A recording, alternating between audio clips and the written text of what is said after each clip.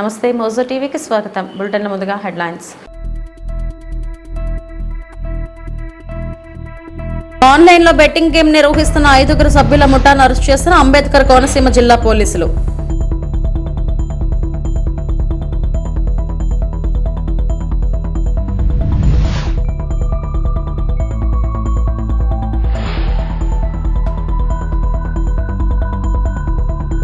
అన్నా క్యాంటీన్ పనులు ఆగస్టు 5లోపు పూర్తి చేయాలని అధికారులను ఆదేశించిన municipal corporation commissioner Narapureddy Maurya.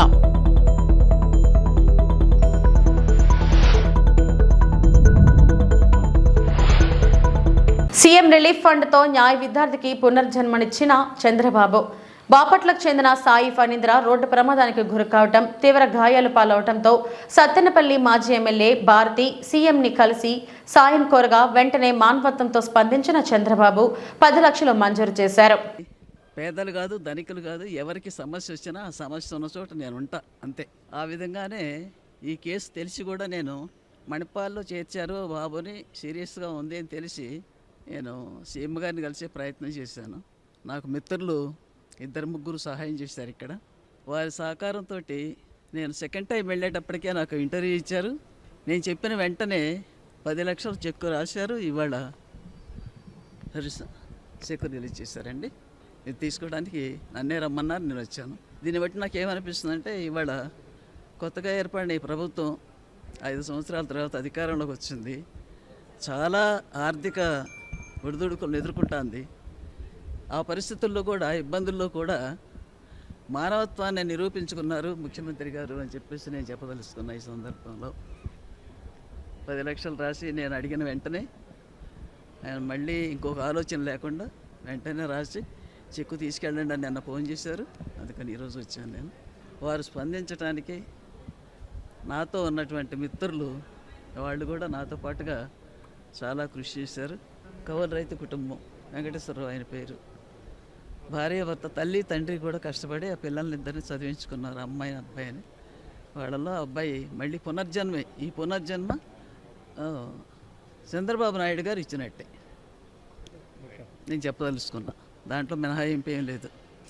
అది ఒకప్పుడు మేము పొలిటికల్గా మిత్రపక్షాలం అండి, ఇప్పుడేం కాదు. కాకపోయినా కూడా వాస్తవాలనే మాట్లాడుకోవాలి మనం. అందుకని ఈ సందర్భంగా ఆయన మానవత్వాన్ని నిరూపించుకున్నందుకు చాలా చాలా కృతజ్ఞతలు. టాలీవుడ్ పై సీఎం రేవంత్ రెడ్డి తీవ్ర అసంతృప్తి. గద్దర్ అవార్డులపై సీఎం రేవంత్ ప్రతిపాదన. నంది అవార్డులను గద్దర్ పేరుతో ఇవ్వాలని నిర్ణయం. స్పందించని తెలుగు చిత్ర పరిశ్రమ. సినీ పెద్దల నుంచి స్పందన లేకపోవడం బాధాకరమన్నారు రేవంత్ రెడ్డి. రేవంత్ ప్రతిపాదనపై స్పందించిన చిరంజీవి సీఎం ప్రతిపాదనను ముందుకు తీసుకెళ్లాలని ఫిలిం ఛాంబర్ నిర్మాతల మండలిని కోరిన చిరంజీవి. ఈ రోజు చూస్తే కనుక మన సినిమాలు ప్రపంచవ్యాప్తంగా ముందుకు వెళ్తున్నాయంటే అలాంటి ప్రోత్సాహం, అలాంటి ఉత్సాహం ఉండబట్టే. సో ప్రభుత్వ పరంగా కూడా అలాంటివి ఉంటే కనుక ఇది మరింత ముందుకెళ్ళడానికి అవకాశం ఉంది. అది గుర్తెరిగి ఈ రోజున ఆ అవార్డులు మళ్ళీ మనం రెజ్యూమ్ చేస్తాం. ఆ నిర్ణయం తీసుకోవడం, దానికి పేరు ప్రజా గాయకుడు. జీవితం అంతా కూడా రెవల్యూషనరీగా మార్పు తీసుకురావాలని ప్రయత్నించే నిరంతర శ్రామిక కళాకారుడు శ్రీ గద్దర్ గారు. గద్దర్ గారి పేరున అవార్డులు ఇవ్వటం అన్నది ఎంతో సముచితం, ఎంతో ఆనందం, ఎంతో ముదాహం. అలాంటి నిర్ణయం తీసుకున్నటువంటి మా ముఖ్యమంత్రి రేవంత్ రెడ్డి గారికి, వారి సహచర్యులకి నేను మనస్ఫూర్తిగా ధన్యవాదాలు ఈ సభాముఖంగా తెలియజేస్తున్నాను. రాష్ట్రంలో శాంతి భద్రతలు, నేర నియంత్రణ, ఇతర అంశాలపై విశాఖ పోలీస్ కమిషనరేట్ నుంచి అన్ని జిల్లాల ఎస్పీలతో హోంమంత్రి అనిత వీడియో కాన్ఫరెన్స్. నాడు ప్రతిపక్షంలో ఉన్నప్పుడు, ముఖ్యంగా ఎన్నికల ప్రచార సమయంలో రాష్ట్రంలో భూముల సమగ్ర రీసర్వేను, ల్యాండ్ టైటిలింగ్ చట్టాన్ని తీవ్రంగా తప్పుపట్టిన చంద్రబాబు ఇప్పుడు యూటర్న్ తీసుకున్నారని మాజీ మంత్రి రాంబాబు గుర్తు చేశారు. భూములు, గనులు, సహజ వనరుల దోపిడీ జరిగిందంటూ ఇటీవల శ్వేతపత్రం విడుదల చేసిన చంద్రబాబు రాష్ట్రంలో భూముల రీసర్వేను రద్దు చేస్తున్నట్లు ప్రకటించి కొద్ది రోజుల్లోనే యూటర్న్ తీసుకున్నారని ఆయన ఆక్షేపించారు. స్వప్రయోజనాల కోసం ఎప్పటికప్పుడు నిర్ణయాలు మార్చుకోవడం చంద్రబాబు నైజమని ఆయన అన్నారు. అంబటి రాంబాబు పార్టీ కేంద్ర కార్యాలయంలో మీడియాతో మాట్లాడారు. భారతదేశానికి స్వాతంత్రం రాకముందు 20వ శతాబ్దపు మొదటి రోజుల్లో బ్రిటిష్ వాళ్ళు ఈ భూములు సర్వే చేసి రాళ్ళు వేశారు. అప్పటి నుంచి ఇంతవరకు అసలు సర్వేలే జరగల. కానీ కేంద్ర ప్రభుత్వం నీతి అయోగ్య దాన్ని రీసర్వేలు చేసి భూముల్ని ఎవరి భూములను వారికి రక్షణ కల్పించాలనేటువంటి ఉద్దేశంతో ఒక సమగ్రమైన చట్టాన్ని భారతదేశ వ్యాప్తంగా తీసుకొచ్చింది. దానిలో భాగమే ఈ రీసర్వేలు. మీకు ఒక విషయాన్ని ఇక్కడ మనవి చేస్తా. నాకు పెద్దలు చెప్పినటువంటి అంశం, చాలా సీనియర్ ఐఏఎస్ అధికారి చెప్పాడు నాకు. ఏమనంటే, ఇతర దేశాల్లో భూ వివాదాలు వెరీ మినిమం 3% మాత్రమే ఉంటాయి, మ్యాక్సిమం ఉంటే 3%. మన భారతదేశంలో ఎంతో తెలుసా? 60 to 70% భూ వివాదాలు. కోర్టులు చుట్టూ తిరగటం.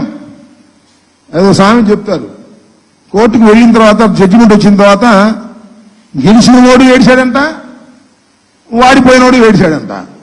ఈ భూమి 10 సెంట్ల తగాదా కోసం లోయర్ కోర్టు, జిల్లా కోర్టు, హైకోర్టు, సుప్రీంకోర్టు వెళ్లి వెళ్లి వెళ్లి చెప్పులరిగి డబ్బులరిగి చివరికి భూమి ఖరీదయ్యేటటువంటి పరిస్థితులు ఏర్పడుతున్నటువంటి పరిస్థితులు భారతదేశంలో ఉన్నాయి. వీటన్నిటినీ కూడా క్లియర్ చేయడం కోసం సర్వే చేసి భూమి హక్కుని ఆ భూమి హక్కుదారుడికి ఇవ్వాలనేటువంటి ఉద్దేశంతో రీసర్వే ప్రారంభించింది జగన్మోహన్ రెడ్డి గారి ప్రభుత్వం.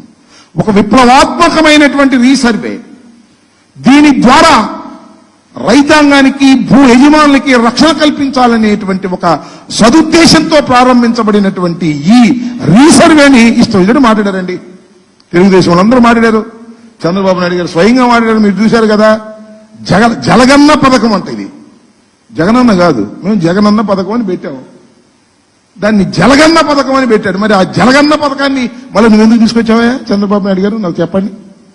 ఒక మాట అన్నావు, నిన్ను కాక మొన్న 17వ తారీఖున అన్నావు, ఈ సర్వే ప్రశ్న లేదు, ఎవరన్నా అడిగితే వాళ్ళకి చేస్తాం, ఇక ఆపేస్తాం, అన్ని రాళ్ళు ఏం చేసుకోవాలో, మన నెత్తులు కొట్టుకోవాలో కింద కొట్టుకోవాలో అర్థం కావట్లేదు అన్నావు. మరి ఇప్పుడు ఏం చేస్తావని అడుగుతా ఉన్నా. మాట ఎందుకు తప్పారు నేను మనవి చేస్తున్నా. ఈ రీసర్వే కోసం ప్రభుత్వం సుమారుగా 14,630 మంది సర్వేయర్లు ఉపయోగించాం. 17,000 గ్రామాల్లో 2.26 కోట్ల వ్యవసాయ భూముల్ని సర్వే చేశాం. 13,371 గ్రామ కంటకాల్లో 85 లక్షల ప్రభుత్వ ప్రైవేటు భూములు, ఆస్తులు 110, పట్టణాల్లో 100, 40 లక్షల ప్రభుత్వ ప్రైవేటు ఆస్తులు, 10 లక్షల ప్లాట్లలో సమగ్ర సర్వే ఇప్పటివరకు పూర్తయింది. రిమైనింగ్ మేము చేస్తామని అంటున్నారు. ఇంత లోపభూయిష్టమైంది, ఇంత అన్యాయమైంది, ఇంత అక్రమమైంది, ఎందుకు మళ్ళా తిరిగి మీరు ప్రారంభించారంటే దానికి మాత్రం సమాధానం లేదు. దాన్ని ఆపేస్తామని పగల్బాలు పలికి ఇవాళ తీసుకొచ్చి మళ్ళా అదే రీసర్వేని మీరు చేస్తున్నారు. సరే చేస్తారు, చేయాల్సిందే, చేయక తప్పదు. ఇది ఒక పరిణామ క్రమం, ఒక విప్లవం. రైతులకు లేదా భూ హక్కుదారులకు పూర్తి సమగ్రమైనటువంటి భూ హక్కుని ఇవ్వాలి అంటే సర్వే చేసి ఇవ్వాల్సినటువంటి బాధ్యత వీళ్ళందరికీ ఉంటుంది అనేది కూడా గుర్తుపెట్టుకోమని మనం చేస్తున్నాం. ఇప్పుడు ఈ సర్వే చేసేటప్పుడు డ్రోన్స్ ఉపయోగించడం, కొత్త టెక్నాలజీ ఉపయోగించడం, ఇవన్నీ చేయటం వల్ల ఏం జరుగుతుందంటే ఆ హద్దుల దగ్గర మ్యాక్సిమం వస్తే ఒక 5 సెంటీమీటర్ల తేడా వస్తుంది. అది లింకులతో చేస్తారు కదా, బ్రిటిష్ వాళ్ళ టైంలో లింకులు కొలతలు చేసేటప్పుడు పెద్ద తేడాలు వచ్చేస్తాయి. ఓ 10 లింకులు 20 లింకులు తేడాలు వచ్చేటువంటి పరిస్థితి ఉంటుంది. దీనికోసం కేంద్ర ప్రభుత్వ సహకారంతో రాష్ట్ర ప్రభుత్వం అనేకమైనటువంటి కార్యక్రమాలు చేసి రీసర్వే చేసే కార్యక్రమం చేసి 75 బేస్ స్టేషన్స్ మన ఆంధ్రప్రదేశ్ లో ఏర్పాటు చేయడం జరిగిందని మనం చేస్తున్నాం. అలాంటి గొప్ప కార్యక్రమం ఇవాళ వైఎస్ఆర్ కాంగ్రెస్ పార్టీ ప్రారంభించి చేస్తే ఎన్నికల దాకా దాని మీద ఎంత దుష్ప్రచారం చేయాలో అంత దుష్ప్రచారం ఎల్లో మీడియా, ఈయన తెలుగుదేశం పార్టీ నాయకులు ఇష్టం వచ్చినట్టుగా బహిరంగ సభల్లో చెప్పి చెప్పి చెప్పి ఏదో నమ్మించేటటువంటి ప్రయత్నం చేశారు. జార్ఖండ్ లో రైలు ప్రమాదానికి సంబంధించిన డ్రోన్ విజువల్స్ వైరల్ గా మారాయి. గూడ్స్ రైలును హౌరా ముంబై ఎక్స్ప్రెస్ ఢీకొనడంతో 18 బోగీలు పట్టాలు తప్పిన సంగతి తెలిసిందే. బోగీలన్నీ పట్టాలపై చెల్లాచెదరుగా పడ్డాయి. దీంతో ఆ రూట్లో పలు రైళ్లను తాత్కాలికంగా రద్దు చేశారు. కాగా ఈ ప్రమాద ఘటనలో ఇప్పటి వరకు 2 మరణించగా 20 మంది గాయపడ్డారు.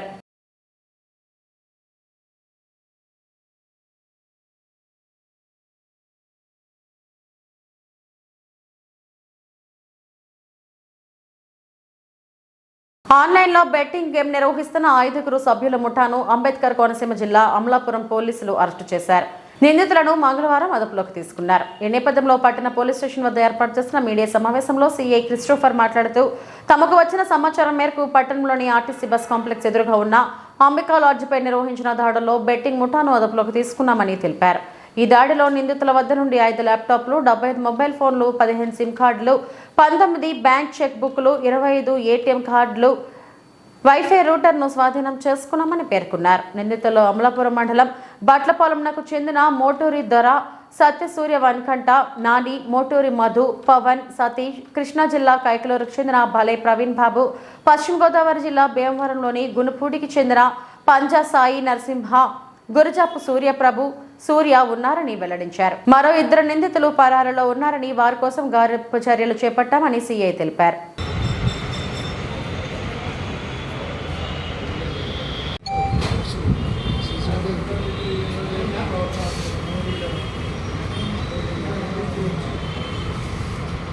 మాకు రాబడిన సమాచారం మేరకు అమలాపురం టౌన్లోని RTC bus complex opposite Ambika రెసిడెన్సీలో లాడ్జ్లో ఆన్లైన్ బెట్టింగ్ జరుగుతుందనే ఇన్ఫర్మేషన్ మీద మా యొక్క పై అధికారులు ఎస్పీ గారు, అడిషనల్ ఎస్పీ గారు, డిఎస్పీ గారి యొక్క అనుమతితో ఆ లాడ్జ్ని వెళ్ళి ఆ లాడ్జ్లో 307 రూమ్ నెంబర్ 307, 306 చెక్ చేయడం జరిగింది. ఆ చెక్ చేసినప్పుడు ఒక 5 వ్యక్తులు కొన్ని ల్యాప్టాప్లు మరియు కొన్ని సెల్ ఫోన్లు ఇవన్నీ పెట్టుకొని ఓపెన్ చేసి దాన్ని ఆన్లైన్లో వాళ్ళు చాట్ చేశారు. వాళ్ళని ప్రశ్నించగా 5 వ్యక్తులు ఆన్లైన్లో బెట్టింగ్ నిర్వహిస్తున్నట్టు వాళ్ళు చెప్పారు. దాంతో అవన్నీ చెక్ చేస్తే దాంట్లో ఒక 75 సెల్ ఫోన్లు, 5 ల్యాప్టాప్లు, దానికి సంబంధించిన సిమ్లు, ఇవన్నీ కూడా ఆన్లైన్లో బెట్టింగ్ నిర్వహించడానికి కావాల్సిన సామాగ్రి అంతా వాళ్ళ దగ్గర ఉంది. అందువలన ఆ 5 వ్యక్తులని అదుపులోకి తీసుకొని కేసు రిజిస్టర్ చేసి వాళ్ళని ఈరోజు రిమాండ్ పంపించడం జరిగింది. ఈ 5 వ్యక్తుల్లో మన అమలాపురం టౌన్ దగ్గరలో ఉన్న బట్లపాలెంకి సంబంధించిన 2 వ్యక్తులు, భీమవరానికి సంబంధించిన 2 వ్యక్తులు, కైకలూరు గ్రామానికి సంబంధించిన 1 వ్యక్తి, మొత్తం 5 ఉన్నారు. వీళ్ళిద్దరూ ఈ 5గురిని పైనుంచి నడిపించే వాళ్ళు 2 పేర్లు చెప్పారు. వాళ్ళిద్దరు ప్రస్తుతం పరారులో ఉన్నారు. వాళ్ళ కోసం టీం గుర్తుని మా యొక్క ఎస్పీ గారి ఆధ్వర్యంలో టీంలు వాళ్ళ కోసం తిరుగుతున్నారు. త్వరలో వాళ్ళు పట్టుకుని వాళ్ళని కూడా కోర్టులో హాజరుపరుస్తాం. Thank you. తాగునీటి సమస్యలపై జిల్లా స్థాయిలో ఏర్పాటు చేసిన కాల్ సెంటర్ను ప్రజలు వినియోగించుకోవాలని జిల్లా కలెక్టర్ వెంకటేశ్వర్ పిలుపునిచ్చారు. మంగళవారం స్థానిక కలెక్టరేట్ నందు సదర పోస్టర్ను విడుదల చేశారు. కాల్ సెంటర్ నెంబర్ 9441725450కు ప్రజలు అన్ని పనిదినములలో సమయాలలో ఫిర్యాదు చేయవచ్చని కలెక్టర్ తెలిపారు. చిత్తూరు ఈవీఎం గొడవను పరిశీలించిన జిల్లా కలెక్టర్. చిత్తూరు జిల్లా కలెక్టర్ సుమిత్ కుమార్ జూలై మాసపు తనిఖీలో భాగంగా జిల్లా సచివాలయంలోని ఈవీఎం గొడవను పరిశీలించారు. ఈవీఎం గొడవన్ వద్ద ఉన్న సీసీ కెమెరాల నిఘాతో పాటు పటిష్ట భద్రత ఉండాలని సంబంధిత అధికారులు ఆదేశించారు. ఈ కార్యక్రమంలో డిఆర్ఓబి పుల్లయ్య, రాజకీయ పార్టీల ప్రతినిధుల తరపున BJP Atluri Srinivasulu, CPI Gangaraju, YSRCP Uday, BSP Bhaskar తదితరులు పాల్గొన్నారు.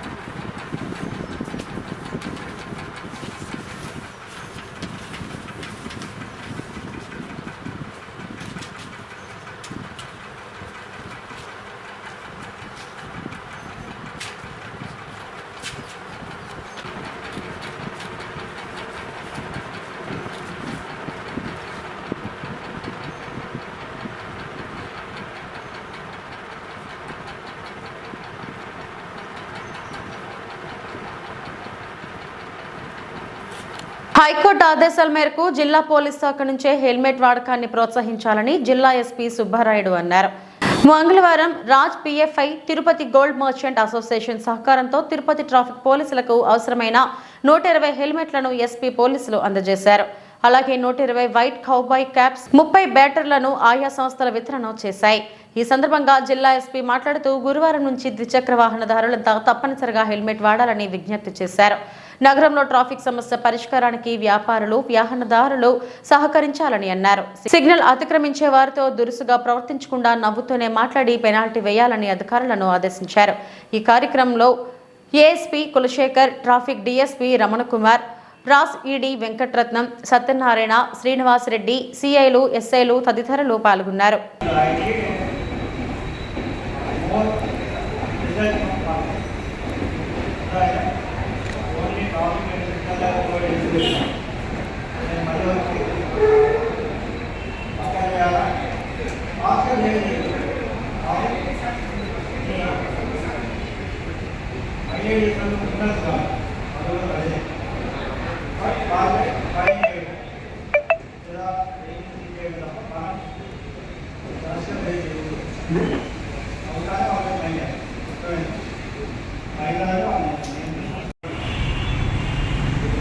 హెల్మెట్ ధరిస్తే చిన్న ప్రమాదాలు జరిగినప్పుడు వారి ప్రాణానికి ప్రమాదం లేకుండా ఉంటుంది.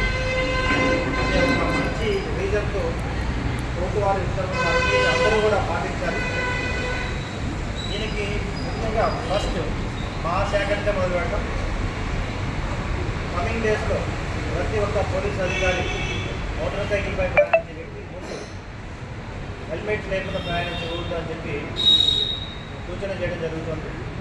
సో మా ద్వారా మిగతా అందరూ కూడా సమాజంలో ఉన్న ప్రతి ఒక్క వాహనదారు కూడా హెల్మెట్ ధరించి ప్రయాణించాలని మీ అందరి తరఫున నేను అప్పీల్ చేస్తున్నాను. తద్వారా అట్లీస్ట్ చిన్న ప్రమాదాలు జరిగినప్పుడు వారికి ఎటువంటి అపాయం జరగదు.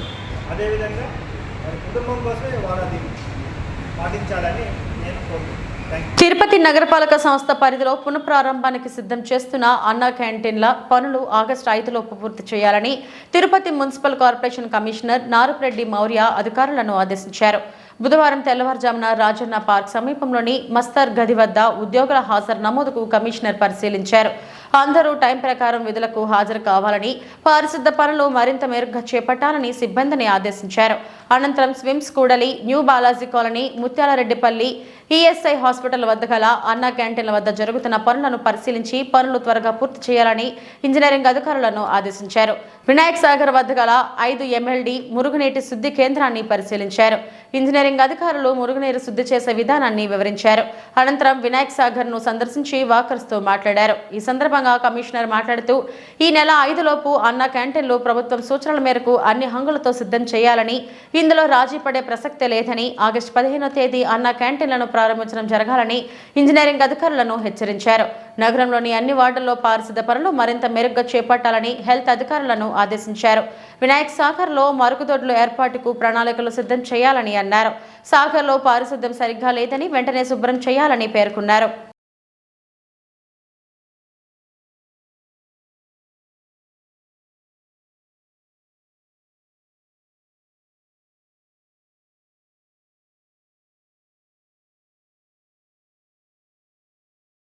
ఏడుపాయల హుండీ ఆదాయం 50.28 లక్షలు. పాపన్నపేట పవిత్ర పుణ్యక్షేత్రమైన ఏడుపాయల శ్రీ వనదుర్గమాత అమ్మవారి 70 రోజుల హుండీ ఆదాయం వెండి, బంగారు ఆభరణాలు మినహా 50,28,595 రూపాయల ఆదాయం వచ్చినట్లు పాలక మండల చైర్మన్ బాలాగౌడ్ ఏవో డి కృష్ణప్రసాదులు వెల్లడించారు. లెక్కింపులో దేవాదాయ శాఖ ఇన్స్పెక్టర్ రంగారావు, ధర్మకర్తలు, ఆలయ సిబ్బంది, పోలీస్ సిబ్బంది, భక్తులు పాల్గొన్నారు.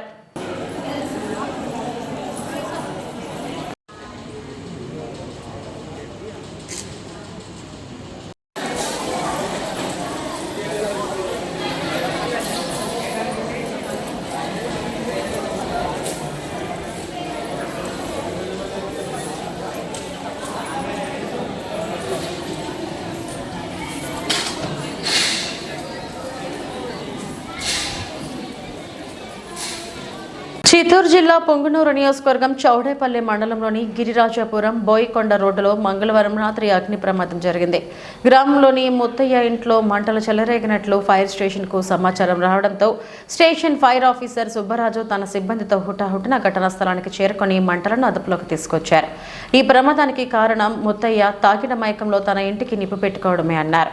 ఈ ప్రమాదంలో సుమారు 4 లక్షల ఆస్తి నష్టం సంభవించినట్లు అధికారులు వెల్లడించారు.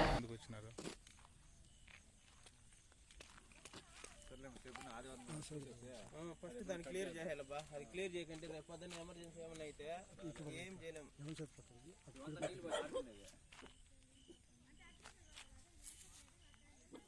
ఆయన పోయి సామాన్లు బయట తీసుకుంటే అగ్గి పెట్టేసినాడు. ముందుగానే ప్లాన్గా చేసినాడు. మరి ఇట్లా అనుకుంటే వాళ్ళు గడ్డి అంతా కలిపి ఉంటారు. జస్ట్ ఆవిడ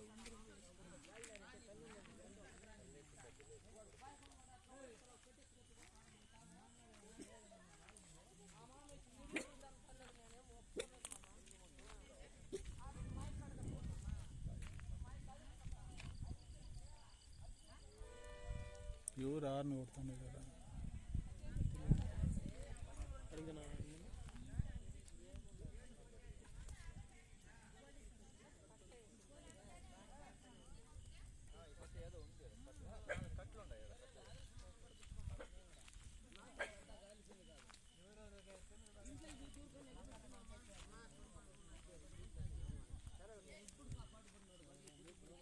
పాత్రలు అవన్నీ ఉన్నాయి. అవును సార్, లోపలంతా అట్లే ఉంది సార్. వాళ్ళు ఏదో గొడవ పడుకొని అట్లే ఆ పాపను కూడా ఏమో దాంట్లోకి వేయాలని చెప్పింది అనేసి వాళ్ళ కూతురునే సార్. దక్షిణ కైలాసంగా పేరుగాంచిన శ్రీకాళహస్తి దేవస్థానం అనుబంధమై విజ్ఞానగిరిపై వెలసి ఉన్న సుబ్రహ్మణ్య స్వామి ఆలయం నందు అధికృతిక వార్షిక బ్రహ్మోత్సవాలు అంగరంగ వైభవంగా జరుగుతున్నాయి. ఈ బ్రహ్మోత్సవాల్లో భాగంగా తెప్పోత్సవం పురస్కరించుకుని శ్రీకాళహస్తి ఆలయంలోని అలంకార మండపంలో శ్రీవల్లి దేవసేన సమేత శ్రీ చెంగల్రాయ స్వామి ఉత్సవమూర్తులకు విశిష్ట అలంకారాలు చేశారు. స్వామివారి ఆయుధమైన శూలంను తలపించే విధంగా అద్భుతమైన అలంకారం సుందర శోభితంగా ఆకర్షణీయంగా చేశారు. విశేష పూజలు అనంతరం ఉత్సవమూర్తులను మంగళ వాయిద్యాల నడుమ ఊరేగింపుగా తీసుకుని వచ్చి నారద పుష్కరంలో తెప్పలపై కొలువు తీర్చారు. అనంతరం వేద మంత్రోత్సవాలు, మంగళ వాయిద్యాలు, భక్తుల హరోం హర నామస్మరణల నడుమ జ్ఞానరూపుడు బంగారు మయూరంపై ఆసీనుడై దేవరులతో కలిసి పుష్కరంలో విహరిస్తూ భక్తులను అనుగ్రహించారు. షణ్ముఖుడు నారద పుష్కరంలో 6 సార్లు ప్రదక్షిణ చేస్తూ భక్తులకు దివ్య అనుభూతిని కలిగించారు. తెప్పలపై విహరిస్తున్న దివ్య మంగళకర స్వామి అమ్మవార్ల స్వరూపాలను తిలకిస్తూ భక్తులు ఆధ్యాత్మిక ఆనందంతో పరవశించి భక్తి ప్రభక్తులతో తన్మయానికి లోనయ్యారు. శ్రీకాళహస్తి దేవస్థానం ఈవో ఎన్విఎస్ఎస్ మూర్తి మాట్లాడుతూ శ్రీకాళహస్తి దేవస్థానం అనుబంధమైన విజ్ఞానగిరిపై వెలిసి ఉన్న సుబ్రహ్మణ్య స్వామి ఆలయం నందు వార్షిక బ్రహ్మోత్సవాలు అత్యంత వైభవంగా నిర్వహిస్తున్నామని, నేడు తెప్పోత్సవం అత్యంత వైభవంగా నిర్వహించామని, నారద పుష్కరిణి నందు స్వామివారి తెప్పోత్సవం తిలకించడానికి పుష్కరిణి నందు వచ్చిన భక్తులకు ఎక్కడా ఎటువంటి అవాంఛనీయ ఘటనలు జరగకుండా గట్టి బందోబస్తు నిర్వహించామని, ప్రతి ఒక్కరికి స్వామివారి దర్శన భాగ్యం కలిగే విధంగా తెప్పోత్సవం నిర్వహించామని తెలియజేశారు.